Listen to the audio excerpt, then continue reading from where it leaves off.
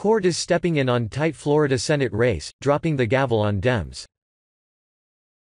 As the most reliable and balanced news aggregation service in the world, RWN offers the following information published by Washington Times.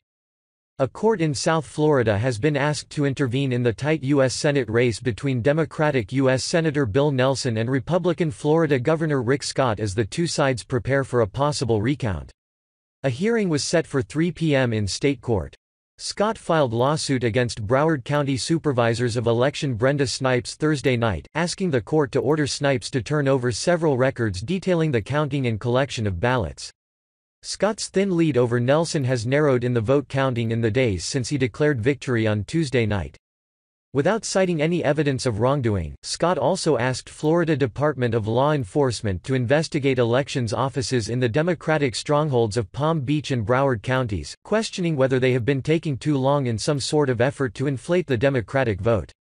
Razor-thin margins in Florida's bitter races for the U.S. Senate and governor are raising the possibility of recounts, potentially prolonging two of the most closely watched contests of the nation's midterm elections. In the governor's race, Democrat Andrew Gillum's campaign said Thursday it's readying for a possible recount. He conceded to Republican Ron DeSantis on Tuesday night, though the race has since tightened. DeSantis led Gillum by 0.47 percentage point as of Thursday afternoon. Meanwhile, Democratic Senator Bill Nelson has begun preparing for a potential recount in a race that is still too close to call against Republican Governor Rick Scott. Scott held a 0.21 percentage lead over Nelson on Thursday afternoon. The tight races underscored Florida's status as a perennial swing state where elections are often decided by the thinnest of margins.